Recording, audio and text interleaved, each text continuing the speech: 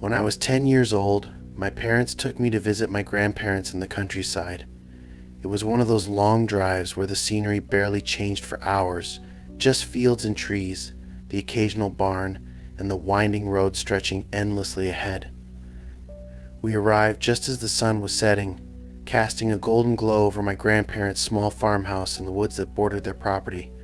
My grandparents' place was old-fashioned and a little spooky, with creaky floors and a vast attic I wasn't allowed to go into. But there was something magical about it, too, especially for a city kid like me. The air smelled fresh, and there was always the distant sound of birds or rustling leaves. My favorite part of visiting was exploring the woods. I'd run along the trails, imagining I was a brave adventurer, lost in some enchanted forest. One afternoon, my grandfather decided to take me on a walk deeper into the woods. He told me about an old trail that few people used anymore, a path that twisted and turned until it reached an ancient oak tree. According to him, it was the oldest tree in the woods, a place where people used to make wishes. I was immediately captivated. We set off, my grandfather's slow, steady pace keeping me from running too far ahead. He kept telling me stories about the woods, how his own father had brought him here, and how he knew every tree and stone. Finally, after what felt like an eternity, we reached the tree. It was massive, its gnarled roots spreading out like fingers clutching the earth. I ran my hand along its rough bark, feeling a strange sense of awe. My grandfather smiled, saying that the tree had seen generations come and go, that it held memories in its roots. He encouraged me to make a wish, saying that the tree would listen. I closed my eyes, feeling the cool bark under my hand, and whispered my wish. I don't even remember what it was. Something silly and childish, but in that moment I felt a connection to the tree, as if it understood. As we headed back, I noticed something odd. The trees looked different, almost like they were in a different season. Their leaves were a brighter green, more like spring than late summer. I pointed it out to my grandfather, who just chuckled and told me the light was playing tricks on my eyes. But the further we walked, the more I felt like we were somewhere else, like the woods had changed around us. When we finally reached the edge of the woods, I realized the farmhouse looked different too. It was newer, like it had just been built. The paint was fresh, and the garden was filled with flowers I'd never seen there before. I asked my grandfather what was going on, but he looked as confused as I felt. He shrugged, saying that things sometimes look different when you'd been in the woods too long. We walked up to the house, and I felt a strange sense of unease. The air felt heavy, and I noticed little details that were just wrong. The porch swing was missing, the old bird bath in the yard was gone, and the curtains in the windows were a color I didn't recognize. When my grandfather opened the door, I hesitated, feeling like I was stepping into someone else's house. Inside, everything was different. The furniture was arranged strangely. The walls were painted a pale blue instead of the familiar cream, and there were photographs on the walls of people I didn't recognize.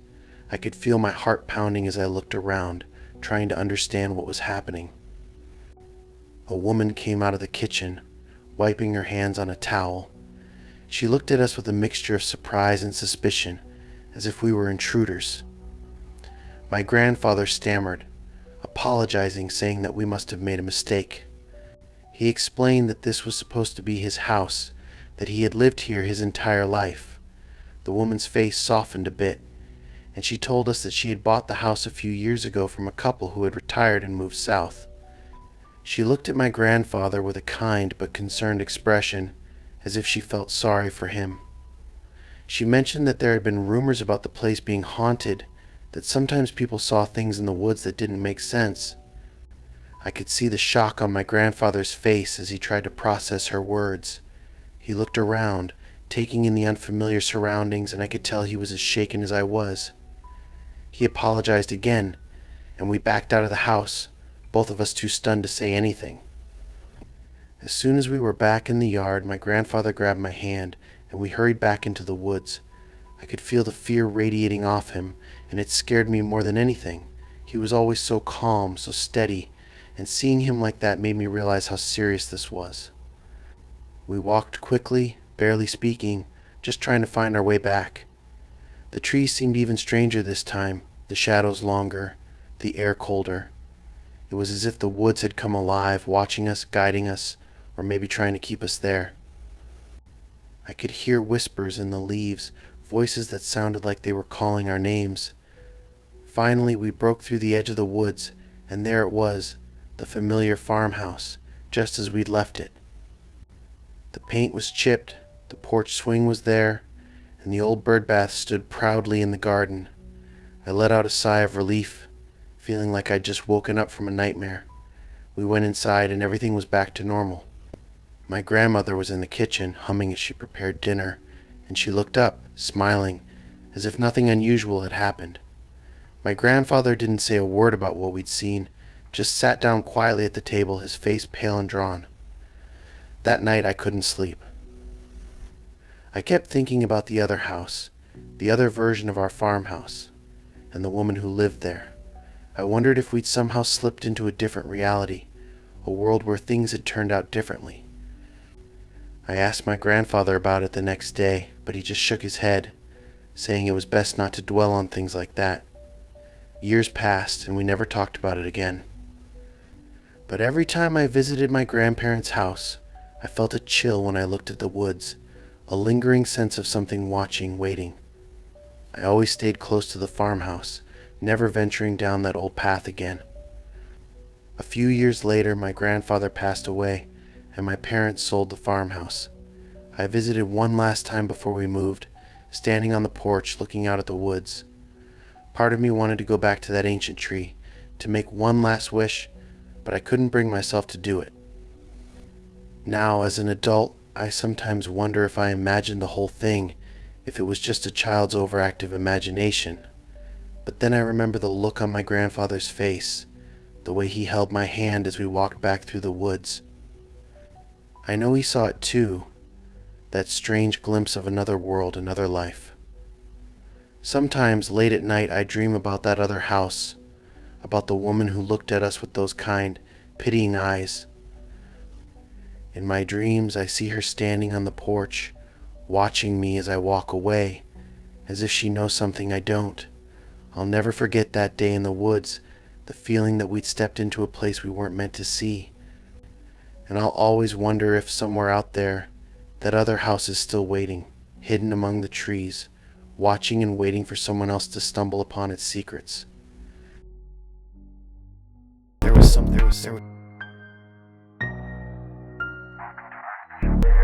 I was 11 years old the summer I met Anthony. We were at Camp Whitmore, one of those rustic summer camps buried deep in the woods, far from the reach of civilization and modern comforts. It was my first time at camp, and I didn't know anyone, so when I met Anthony on the first day, I was relieved to have someone to talk to. He was a bit of an odd kid, the type who was always looking for an adventure, always pushing boundaries. But he had this charisma, a kind of infectious excitement that pulled people in, and before I knew it, we were inseparable. We spent our days swimming in the lake, hiking the trails, and sneaking extra snacks from the kitchen, but Anthony always wanted more. He was constantly searching for something beyond the ordinary camp activities, something he couldn't quite put into words. One afternoon, he told me he wanted to go deeper into the woods, past the marked trails. I hesitated, knowing the counselors had warned us to stay within camp boundaries, but Anthony had a way of convincing me to do things I wouldn't normally do. So one hot July afternoon, we snuck away while the other kids were occupied with a canoe race on the lake.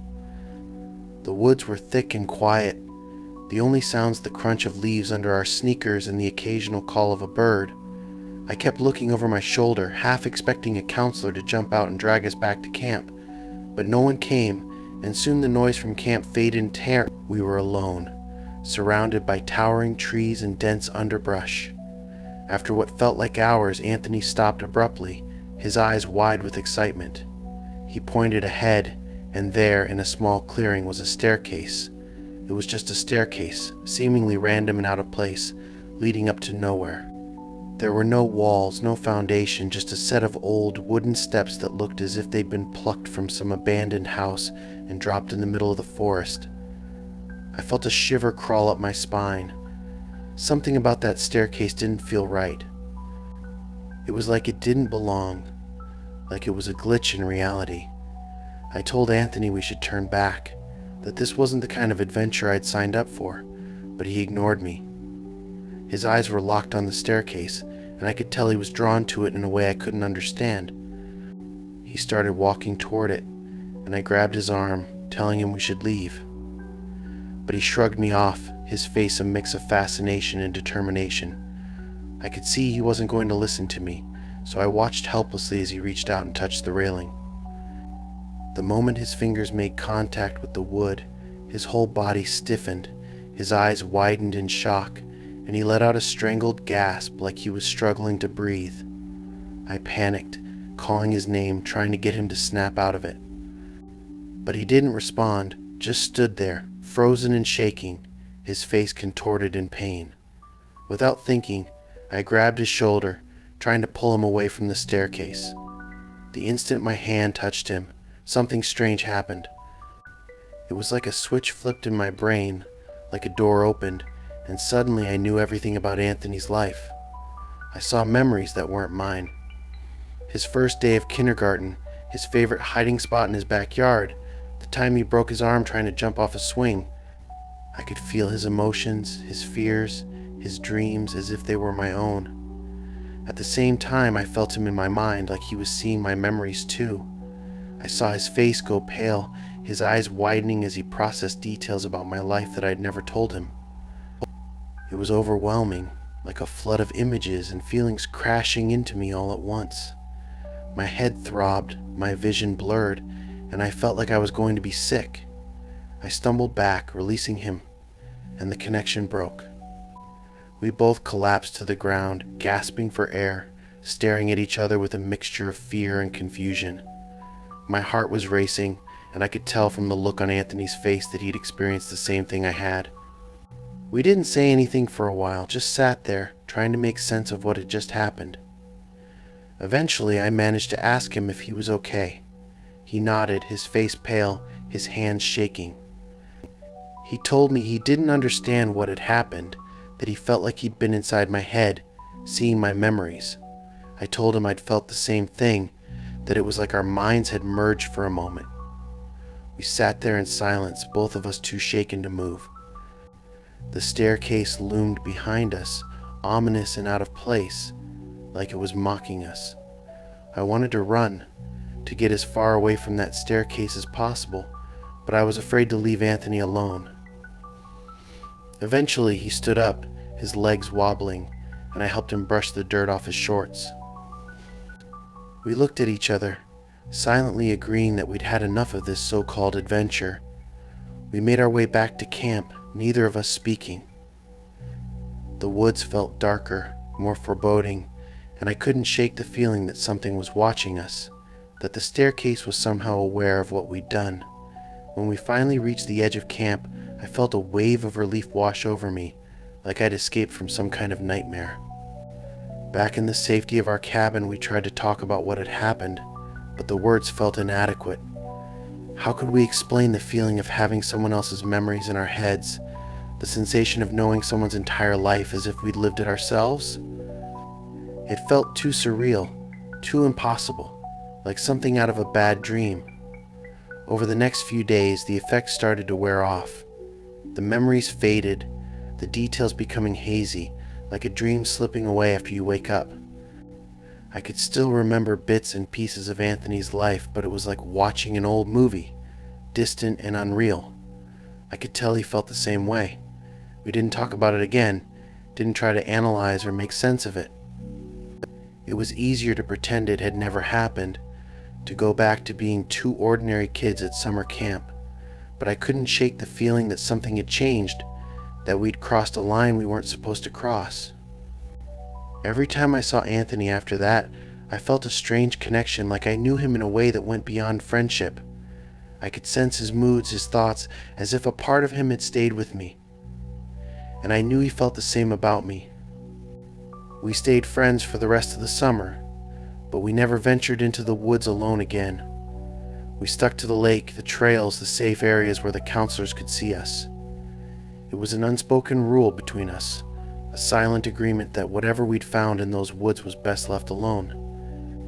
Years later, I still think about that staircase, about the strange, impossible experience I shared with Anthony. I wonder if it's still there, hidden in the woods, waiting for someone else to stumble upon it. Part of me wants to go back to see if it was real or just some bizarre hallucination.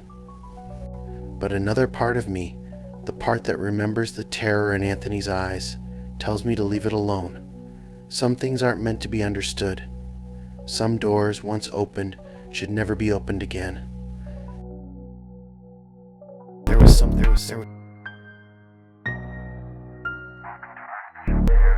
I remember the day so clearly because it felt like the world was holding its breath, waiting for something to happen. It was a Wednesday morning, and I was on my way to work, taking the same route I always did.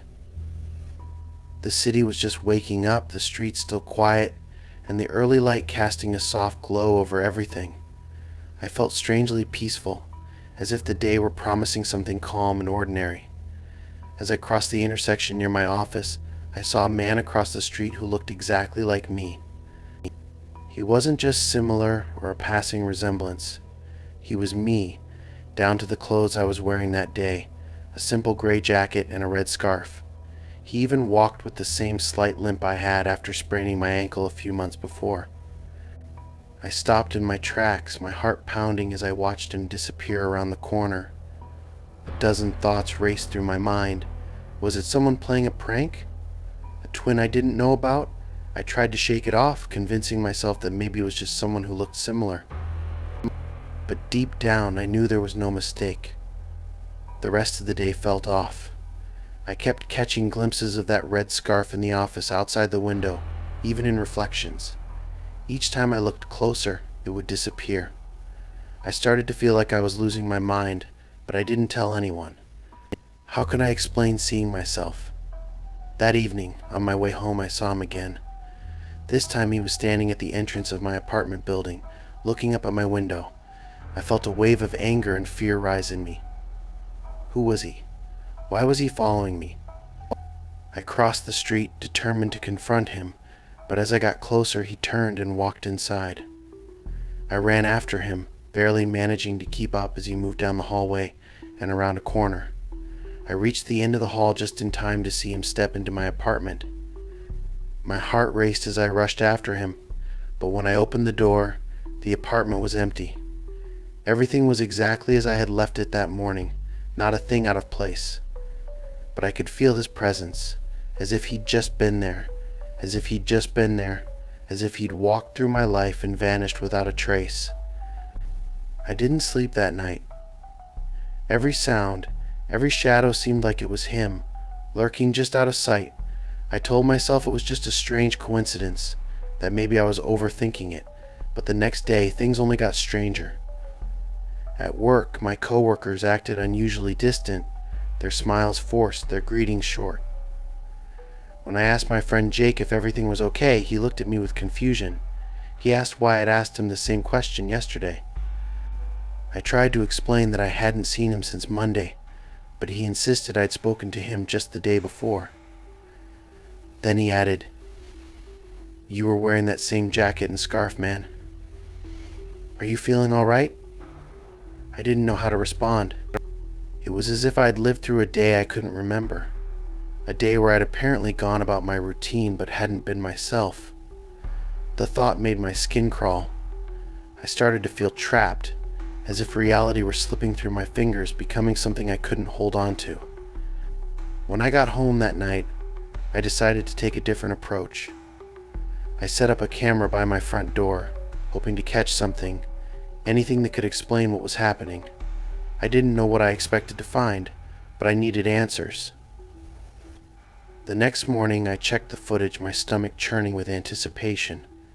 For the first few hours, nothing happened. It was just an empty hallway, quiet and still. But then around midnight there he was, my double, walking down the hall with that familiar limp, wearing the same clothes I'd worn the day before. He unlocked my door and walked inside, disappearing from view. I watched the footage in horror, my mind struggling to process what I was seeing. How could he have my keys? As I continued watching, I saw him leave a few hours later, but not before stopping to look directly into the camera. His expression was cold, almost mocking, as if he knew I'd be watching, as if he wanted me to see him. I felt my heart pounding, my hands shaking as I realized the implications. This wasn't just some look-alike. Somehow he was living my life, taking my place without anyone noticing. But why? And how? I decided to confront him, to wait in my apartment and catch him the next time he showed up. That night I sat in the dark, listening to every sound, waiting for the slightest hint of movement. Around 2 a.m., I heard the key in the lock, the soft click of the door opening. I held my breath as he stepped inside, closing the door quietly behind him. I could see him now, standing in the dim light, looking around as if he were checking to make sure everything was in its place. I stepped out of the shadows, my voice shaking as I demanded to know who he was, why he was doing this. He looked at me, his expression unreadable, and for a moment I felt a strange sense of recognition, as if I were looking into a mirror and seeing something hidden, something I didn't want to admit. He didn't answer, just stared at me with that cold, detached look. Then he finally spoke, his voice eerily calm. "I am you," he said. "Or rather, I am the life you left behind, the life you abandoned." I didn't understand what he meant, and I demanded answers. He told me that I'd somehow crossed a line, stepped into a world that wasn't my own, a world where he existed in my place. He said that every choice, every decision created a ripple, a split in reality, and that I had somehow broken through to the other side. I couldn't believe what he was saying, but something in his voice made me feel that it was true. I asked him what he wanted, why he was here. He just smiled, a cold, empty smile, and said, "I want my life back." And with that, he lunged at me. We struggled in the dark, a desperate, chaotic fight. I could feel his hands around my throat, his breath hot against my face, and I knew he was stronger than me, faster. I fought back with everything I had, clawing, punching, until I finally broke free. I stumbled to the door, throwing it open and running into the hallway, my heart racing. When I looked back, he was gone, as if he'd never been there. But I knew he was still out there, waiting for another chance to take back the life he believed was his. Since that night, I've changed my locks, moved to a new place, started over. But sometimes, late at night, I still feel his presence, a shadow lurking just out of sight, waiting for the moment when I'm least expecting it. Because deep down, I know he's still out there, watching, waiting. And one day, he might come back to finish what he started.